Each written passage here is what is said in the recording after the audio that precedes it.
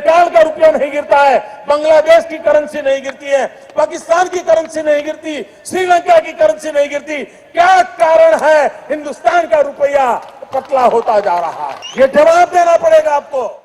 ఈ ఛానల్లో కంటెంట్ నచ్చితే సపోర్ట్ చేయండి. ఛానల్ నడవడానికి మీ సపోర్ట్ చాలా అవసరం.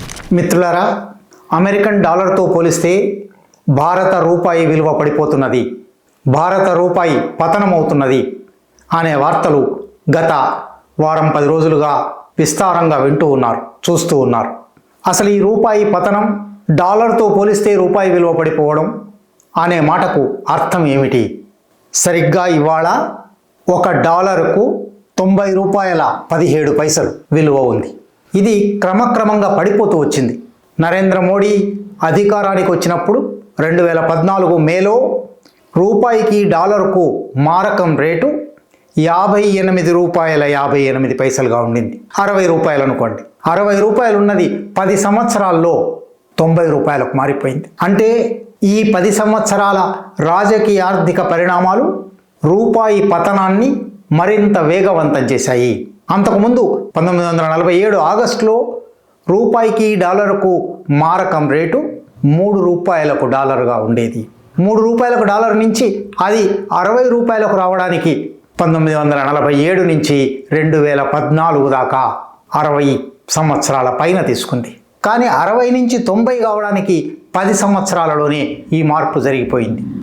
ఏమిటి మార్పు? దీన్ని ఎట్లా అర్థం చేసుకోవాలి? ప్రధానమైన అర్థం, $1 కొనడానికి డాలర్ ఇవాళ ప్రపంచ అంతర్జాతీయ వాణిజ్యంలో, ప్రపంచ మార్కెట్లో ఏ దేశానికి వెళ్ళినా, ఏ దేశం నుంచి ఏమి కొనదలుచుకున్నా, దిగుమతి చేసుకోదలుచుకున్నా డాలర్లు మాత్రమే అడుగుతారు. అతి తక్కువ దేశాలతో మాత్రమే భారత ప్రభుత్వానికి డాలరేతర వాణిజ్య ఒప్పందాలు ఉన్నాయి. రష్యాతో అటువంటి ఒప్పందం ఉండేది. ఆ ఒప్పందం గురించి, ఆ ఒప్పందాన్ని రద్దు చేసుకోవాలి అని డొనాల్డ్ ట్రంప్ ఎంత ఒత్తిడి తెస్తున్నాడో మీరు పత్రికల్లో చదివే ఉన్నారు. కానీ ఇతర ఏ దేశంతోనైనా భారతదేశం చేసుకునే వాణిజ్యం, ఎగుమతి దిగుమతులు తప్పనిసరిగా డాలర్లలో మాత్రమే అమలవుతాయి. భారత ప్రభుత్వం దగ్గర, భారత వాణిజ్యవేత్తల దగ్గర, భారత వ్యాపారవేత్తల దగ్గర, పారిశ్రామికవేత్తల దగ్గర అంతకంతకు ఎక్కువ డాలర్లు ఉండవలసిన అవసరం వస్తుంది. డాలర్తో మనం ఈ సరుకులు కొనడం ఎంతగా పెరుగుతూ ఉంటే అంతగా డాలర్ల డిమాండ్, డాలర్లకు గిరాకీ పెరుగుతుంది. డాలర్లకు గిరాకీ పెరిగిన సందర్భంలో డాలర్లు సప్లై కనుక తగ్గిపోతే డాలర్ను ఎంతకు కొంటాము? ₹60 డాలర్ కొంటామా? ₹80 డాలర్ కొంటామా? ₹90 డాలర్ కొంటామా? ఇది క్రమక్రమంగా మారిపోతూ ఉంటుంది. అంటే కొనే ప్రతి డాలరుకు ఎక్కువ రూపాయలు ఖర్చు పెట్టవలసి వస్తుంది. దాన్నే మరొక మాటల్లో చెప్పాలంటే రూపాయి విలువ డాలర్తో పోలిస్తే తగ్గిపోయింది, లేదా రూపాయితో పోలిస్తే డాలర్ బలపడింది అంటారు. రూపాయితో మాత్రమే కాదు, ప్రపంచంలో అనేక కరెన్సీలతో పోలిస్తే డాలర్ బలపడుతూ ఉంది. డాలర్ ఒక శక్తివంతమైన స్థానంలో ఉంది. కానీ ఆయా దేశాల ప్రభుత్వాలు, ఆయా దేశాల రాజకీయ అధినేతలు అమలు చేసే రాజకీయ ఆర్థిక విధానాల వల్ల ఆయా దేశాల కరెన్సీలు కూడా బలపడుతూ ఉంటాయి, పోటాపోటీ పడుతూ ఉంటాయి. డాలర్ను ఒక్కోసారి తగ్గించే ప్రయత్నం కూడా చేస్తాయి. భారత ప్రభుత్వం తీసుకుంటున్న ఏ చర్యలైనా రూపాయి పతనాన్ని అడ్డుకోవడం లేదు. ఇది ఎందుకు జరుగుతుంది? 4-5 సాంకేతిక కారణాలు కూడా ఉన్నాయి. వాటి గురించి కూడా అర్థం చేసుకోవాలి. మొట్టమొదటిది, డాలర్లకు డిమాండ్ పెరిగిన కొద్దీ, డాలర్ల సప్లై తగ్గిన కొద్దీ రూపాయి పతనం తగ్గుతుంది, డాలర్ శక్తి పెరుగుతుంది. దీనికి కారణం ఏమిటి? మన దిగుమతులు పెరిగితే, విదేశాల్లో మన దేశం నుంచి వెళ్ళి పెట్టుబడులు పెట్టడం పెరిగితే, విదేశ ప్రయాణాల కోసం, విదేశాల చదువుల కోసం, విదేశాల పర్యాటక రంగం కోసం, విదేశాల ఔషధ నిల్వల కోసం, ఎలక్ట్రానిక్ గూడ్స్ కోసం, ఇటువంటి అనేక దిగుమతులు, అవి సరుకులు కావచ్చు, సేవలు కావచ్చు, భారతదేశం కొనడం ఎంతగా పెరిగితే, దిగుమతులు చేసుకోవడం ఎంతగా పెరిగితే అంతగా డాలర్ల గిరాకీ పెరుగుతుంది. డాలర్ల గిరాకీ పెరిగిన కొద్దీ డాలర్ల సప్లై తగ్గిపోతూ ఉంటుంది, లేదా సప్లై స్థిరంగా ఉంటుంది. కాబట్టి తప్పనిసరిగా డాలరుకు ఎక్కువైనా చెల్లించి కొనడానికి మనం సిద్ధపడతాము. ఇది ఒక కారణం. అంటే మూల కారణం మన దిగుమతులలో ఉంది, మన దిగుమతుల బిల్లు పెరిగిపోవడంలో ఉంది. రెండో కారణం, నిజానికి మన దిగుమతుల బిల్లులో చాలా ఎక్కువ భాగాన్ని ఆక్రమించేది క్రూడ్ ఆయిల్.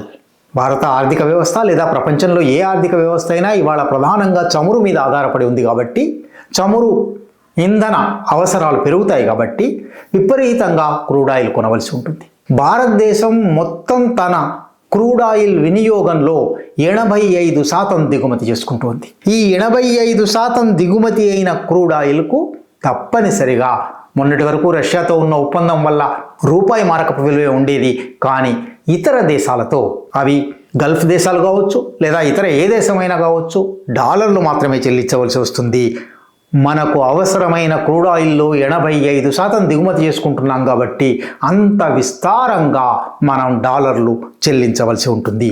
ఇది మాత్రమే కాదు, బొగ్గు దిగుమతి చేసుకుంటాము, సహజవాయువు దిగుమతి చేసుకుంటాము, ఎలక్ట్రానిక్స్ దిగుమతి చేసుకుంటాము, బంగారం దిగుమతి చేసుకుంటాము. ఇటువంటి అనేక వందలాది సరుకులు, సేవలు మనం దిగుమతులు చేసుకునే ఉన్నాయి. వీటికి డాలర్లలో చెల్లించవలసి వస్తుంది. మన దగ్గర ఉన్న విదేశీ మారక ద్రవ్య నిలువలు సరిపోనప్పుడు తప్పనిసరిగా డాలర్లు కొనుక్కోవలసి వస్తుంది. అందువల్ల రూపాయి విలువను తగ్గించవలసి వస్తుంది. మూడో కారణం, భారత ఆర్థిక వ్యవస్థలోకి ఫారిన్ పోర్ట్ఫోలియో ఇన్వెస్టర్స్ అంటారు. విదేశీ సంస్థాగత మదుపుదారులు అనేక సంస్థలు ఉన్నాయి లేదా వ్యక్తులు ఉన్నారు, బహుళజాతి సంస్థలు ఉన్నాయి. వాళ్ళు భారతదేశంలోకి పెట్టుబడులు పెడుతూ ఉంటారు. ఈ పెట్టుబడులు సాధారణంగా డాలర్ల రూపంలోనే మనకు వస్తాయి.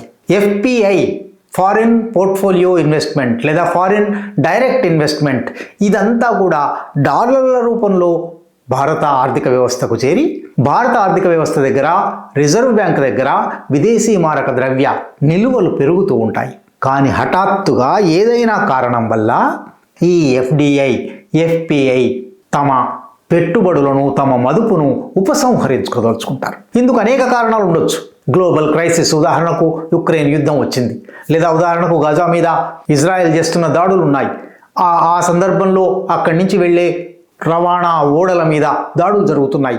ఇటువంటి ప్రాపంచిక సంక్షోభంలో ఏదైనా కారణం కావచ్చు. ఈ సంక్షోభ కారణంతో పెట్టుబడిదారులు, విదేశీ మదుపుదారులు తమ పెట్టుబడులకు రక్షణ ఉందో లేదో ఉపసంహరించుకుందాము అనుకుంటారు. గ్లోబల్ రిస్క్ వల్ల ఇటువంటి ఉపసంహరణలు జరుగుతాయి. అట్లాగే ప్రధానంగా ఈ ఎఫ్పిఐలలో, ఎఫ్డిఐలలో అమెరికా నుంచి వచ్చేవి ఎక్కువ కాబట్టి అమెరికాలో వడ్డీ రేట్లలో మార్పులు జరిగితే అమెరికన్ రిజర్వ్ బ్యాంక్ తన వడ్డీ రేట్లను మార్పు చేస్తే, వడ్డీ రేట్లు పెంచితే అమెరికాలో ఉంచుకుంటేనే ఈ డబ్బులకి తగిన ఫలసాయం వస్తుంది, తగిన రిటర్న్ ఆన్ ఇన్వెస్ట్మెంట్ వస్తుంది. కాబట్టి అమెరికాకు మార్చేసుకుందాము అని ఇక్కడి ఎఫ్పిఐ, ఇక్కడి ఎఫ్డిఐ వెనక్కి వెళ్ళే అవకాశం ఉంది. అట్లాగే మీరు పత్రికల్లో మధ్య చూస్తూ ఉంటారు, అంతర్జాతీయ కన్సల్టెన్సీ సంస్థలు భారతదేశంలో ఈ సంవత్సరం అభివృద్ధి ఉందా లేదా, ప్రగతి రేటు ఎంత ఉంది, ఈ ప్రగతి రేటు గతంలో పోల్చిన దానికన్నా ఎక్కువగా ఉందా, తక్కువగా ఉందా, ఈసారి ప్రగతి తగ్గిపోయేటట్టుందా, ఇటువంటి అనేక వార్తలు వస్తూ ఉంటాయి. భారతదేశానికి సంబంధించిన భవిష్యత్తు అంచనాలు, ప్రగతి రేట్ల అంచనాలు పడిపోయినప్పుడల్లా అయితే భారతదేశంలో మన పెట్టుబడులకు రక్షణ లేదు, కాబట్టి వాటిని ఉపసంహరించుకోవాలి అనుకుంటారు. అందువల్ల ఎఫ్డిఐ, ఎఫ్పిఐ వెనక్కి వెళ్ళిపోతాయి.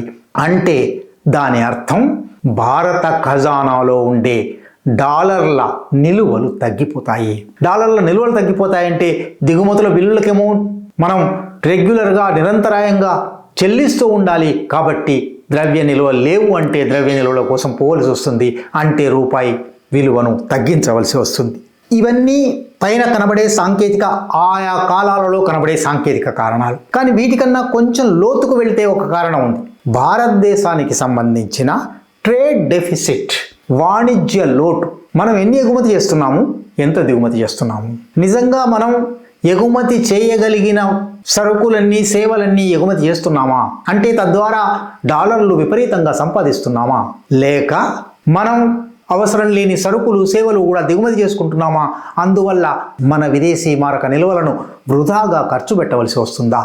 ఈ ట్రేడ్ డెఫిసిట్ అంటారు, వాణిజ్య లోటు. ఈ వాణిజ్య లోటులో మన దిగుమతులు మన ఎగుమతుల కన్నా ఎక్కువైనప్పుడు తప్పనిసరిగా డాలర్ల కొరత ఏర్పడుతుంది. డాలర్ల కొరత ఏర్పడినప్పుడు దాని ఫలితంగా రూపాయి పతనమవుతుంది.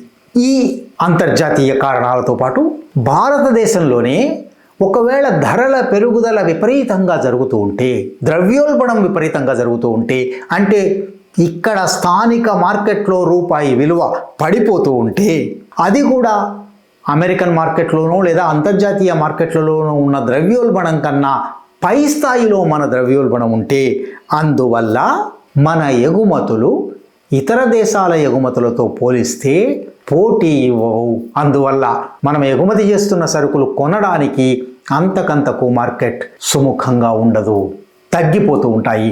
అదే సమయంలో మన దిగుమతులు అంతకంతకు పెరుగుతూ ఉంటాయి. ఇది మరొక కారణం. అంటే భారతదేశంలో వచ్చే ధరల పెరుగుదల, ద్రవ్యోల్బణం కూడా అంతర్జాతీయ స్థాయిలో రూపాయి మారకపు విలువ పతనం కావడానికి ఒక కారణం కావచ్చు. ఇటువంటి అనేక సాంకేతిక కారణాలు ఉన్నాయి. ఈ సాంకేతిక కారణాల వల్ల డాలర్తో పోలికలో రూపాయి పతనమవుతుంది. అయితే ఏం జరుగుతుంది భారత ఆర్థిక వ్యవస్థకు, లేదా సాధారణ ప్రజానీకానికి ఏం జరుగుతుంది, మార్కెట్కి ఏం జరుగుతుంది? మొట్టమొదటిది, మన దిగుమతులన్నీ విపరీతంగా ఖరీదైనవైపోతాయి. ఉదాహరణకు నిన్న 60 రూపాయలకు డాలర్ ఉన్నప్పుడు మనం ఒక డాలర్ వస్తువు కొనుక్కున్నాం అనుకోండి, 60 రూపాయలు కొనుక్కొని ఉండేవాళ్ళం. ఇవాళ దాన్నే 90 రూపాయలు కొనుక్కోవాలి. ఏమి వస్తువులో మార్పు లేదు. కానీ 2014లో 60 రూపాయలకు కొన్న వస్తువు ఇవాళ 90 రూపాయలకు కొనవలసి వస్తుంది. అదే డాలర్. అంటే దిగుమతులు నానాటికి ఖరీదైపోతాయి. భారత సమాజంలో ఒక సంపన్న వర్గం విపరీతంగా అవసరం ఉన్నా లేకపోయినా దిగుమతి సరుకుల మీద ఆధారపడిన ఒక జీవన శైలి పెంచుకుంటూ ఉంది. కాబట్టి రూపాయి మారకపు విలువ అనేది ప్రధానంగా భారత ఆర్థిక వ్యవస్థలో దిగుమతుల మార్కెట్ను పెంచుతుంది. ఆ దిగుమతుల మార్కెట్ ఖరీదైనది అయిపోతుంది. అట్లాగే అంతర్జాతీయ క్రూడ్ ధరలు, వీటిలో రూపాయి మారకపు రేటు పతనం వల్ల క్రూడ్ రేట్ పెరుగుతుంది. క్రూడ్ రేట్ పెరగడం అంటే పెట్రోల్ రేట్ పెరగడం, డీజిల్ రేట్ పెరగడం, అన్ని ఇంధన వనరుల ఖరీదు పెరగడం. ఇంధన వనరుల ఖరీదు పెరగడం అంటే ఆ ఇంధన వనరులను ఉపయోగించి మిగిలిన సరుకుల రవాణా మీద ప్రభావం పడడం. దేశవ్యాప్తంగా కొన్ని కోట్ల ట్రక్కులు ప్రతిరోజు సరుకులు ఒక చోటు నుంచి మరో చోటికి రవాణా చేస్తూ ఉన్నాయి. క్రూడ్ ఆయిల్ ధరలు, పెట్రోల్ ధరలు, డీజిల్ ధరలు మారడం అంటే, పెరగడం అంటే ఈ రవాణా వ్యయమంతా పెరిగిపోవడం, అంటే ద్రవ్యోల్బణం పెరగడం. ద్రవ్యోల్బణం పెరగడం అంటే మళ్ళీ రూపాయి పతనానికి మరొక కారణం కావడం. ఇదంతా ఒక విష వలయంలాగా తిరుగుతూ పోతుంది. దేశం నుంచి ఇవాళ చాలామంది విద్య కోసము, వైద్యం కోసము, పర్యాటక రంగం కోసము విదేశాలకు వెళ్తూ ఉన్నారు.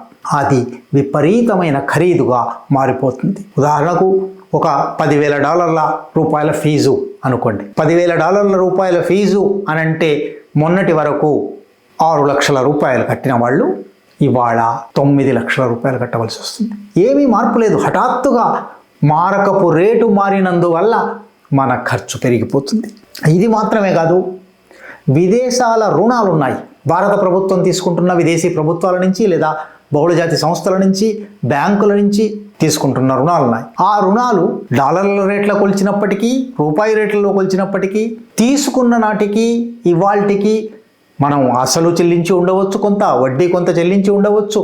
కానీ అక్కడ ఉన్న అవుట్ స్టాండింగ్ ఫిగర్ హఠాత్తుగా డాలర్ రూపాయి మారకపు రేటు వల్ల మారిపోతుంది, ఎక్కువైపోతుంది. అంటే కేవలం డాలర్ రూపాయి మారకపు రేటు వల్లనే మనం తీసుకున్న రుణాల కన్నా ఎక్కువ చెల్లించవలసి వస్తుంది, తీసుకున్న అసలు కన్నా ఎక్కువ చెల్లించవలసి వస్తుంది. ఇది కూడా ఒక భారత ఆర్థిక వ్యవస్థ మీద రూపాయి పతనానికి ఉండే ఒక ప్రతికూల ఫలితం. ఇది ఎందుకు డాలర్తో రూపాయి మారకపు రేటును ప్రభుత్వం నియంత్రించలేకపోతున్నది? ఎందుకు అది అట్లా ఫ్రీ ఫాల్ అంటారు, పడిపోతూ ఉంది? 1947లో 3 రూపాయలు ఉండింది. 1966లో మొదటిసారి భారత రూపాయి మారకపు విలువ తగ్గింపు పెద్ద ఎత్తున ప్రభుత్వం చేసింది. అప్పుడు ₹7.50 అయింది. 1991 నూతన ఆర్థిక విధానాల ప్రారంభ సమయానికి డాలర్కు 25 రూపాయలు ఉంది. 2004లో యూపీఏ ప్రభుత్వం వచ్చినప్పుడు డాలర్కు 44 రూపాయలు అయింది. 2014లో ఎన్డీఏ ప్రభుత్వం అధికారానికి వచ్చినప్పుడు 58 రూపాయలు ఉంది. ఇప్పుడు అది 90 రూపాయలు అయింది. ఎందుకు ఇంతగా ఇది ఆకాశమునందుండి శంభుని శిరమందుండి అని పద్యం చెప్పినట్టుగా పడిపోతూ ఉంది? దీనికి ప్రధానమైన కారణం భారత ఆర్థిక వ్యవస్థలోని వ్యవస్థాగతమైన కారణాలు. ఆ వ్యవస్థాగతమైన కారణాలలో ప్రధానమైనది భారతదేశం, భారత సమాజం, భారత ఆర్థిక వ్యవస్థ అవసరమైనవి, అవసరం కానివి దిగుమతులు చేసుకుంటూ ఉన్నది. మన దిగుమతుల జాబితా వాస్తవికమైనదేనా?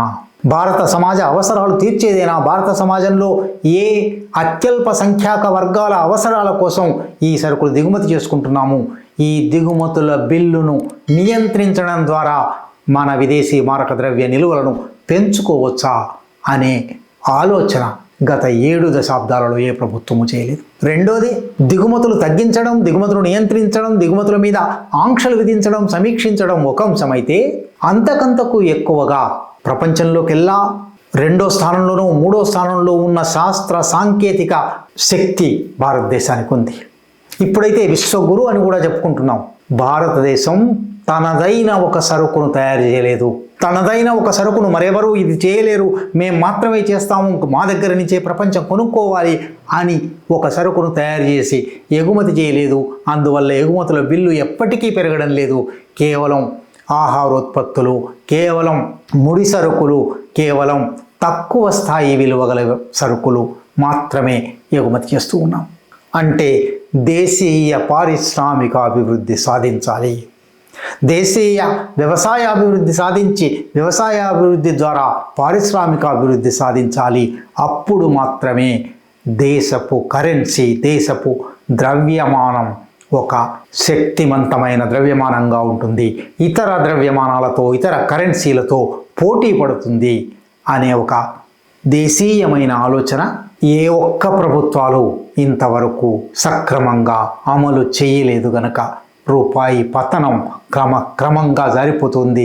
మనం మాట్లాడుకునే రోజుల్లోనే బహుశా ఇది 90 రూపాయల నుంచి 100 రూపాయలకు కూడా పోతుంది, ఇంకా కూడా దిగజారుతుంది.